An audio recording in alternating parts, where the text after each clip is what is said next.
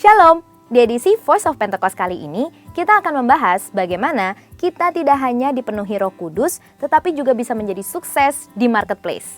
Tidak sedikit orang yang bertanya, kenapa banyak orang-orang agnostik atau ateis yang lebih sukses daripada anak-anak Tuhan?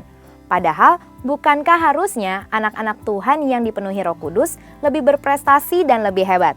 Sebelum menjawab pertanyaan tersebut, kita harus mempunyai definisi sukses yang tepat secara alkitabiah terlebih dahulu. Bahwa kesuksesan bukanlah diukur secara material ataupun ketenaran. Seseorang bisa saja mempunyai banyak harta tetapi hidupnya tidak terjamin bahagia. Contohnya, beberapa sumber dari media memberitakan Bill Gates yang adalah pendiri Microsoft tetapi setelah 27 tahun kehidupan pernikahannya berakhir dengan perceraian. Ada juga Jack Ma, pendiri Alibaba dengan kekayaan sebesar 52,1 miliar US dollar mengatakan bahwa hidupnya lebih bahagia saat ia bekerja sebagai guru dengan penghasilan kurang dari 12 US dollar per bulan. Salah satu orang terkaya di dunia, Elon Musk, pun berharap dia bisa bebas dari insomnia. Dalam Markus 8 ayat 36-37 berkata, "Apa gunanya seseorang memperoleh seluruh dunia tetapi ia kehilangan nyawanya? Karena apakah yang dapat diberikannya sebagai ganti nyawanya?" Jadi, jika kesuksesan kita tidak didasarkan oleh kebenaran firman, kita bisa saja sukses tetapi memiliki hidup yang hampa dan tidak bahagia. Jadi, kesuksesan sejati diukur dari bagaimana kita bisa menggunakan karunia dan bakat dari Tuhan dengan maksimal untuk kepentingan kerajaan Allah.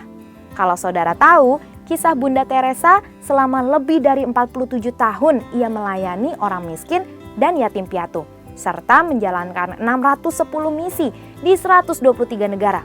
Beliau adalah seseorang yang sukses dan memberi dampak, tetapi tidak memiliki harta apapun.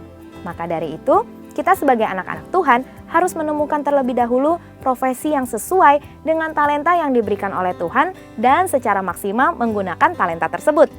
Ada 4 kemungkinan kenapa anak-anak Tuhan belum mencapai kesuksesan secara alkitabiah padahal diri mereka telah dipenuhi oleh Roh Kudus.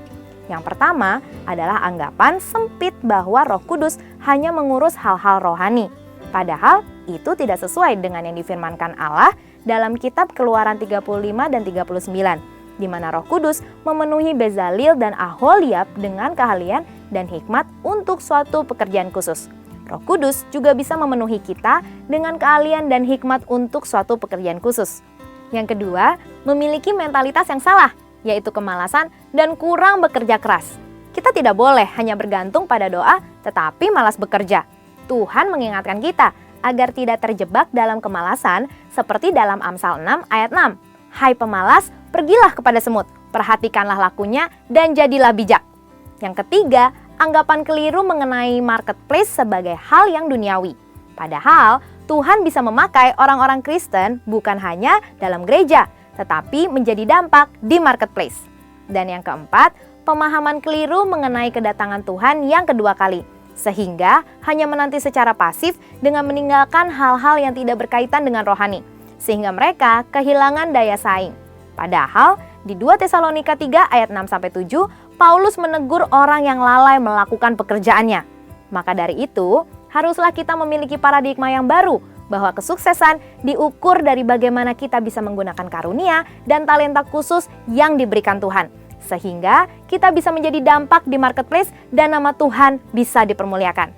Jadi, marilah kita rindu untuk terus dipenuhi Roh Kudus dan berlari pada tujuan panggilan surgawi. Saudara, untuk penjelasan lengkapnya dari tim teologi kami, silahkan klik link yang ada di atas atau scan QR Code yang tersedia. Tuhan Yesus memberkati.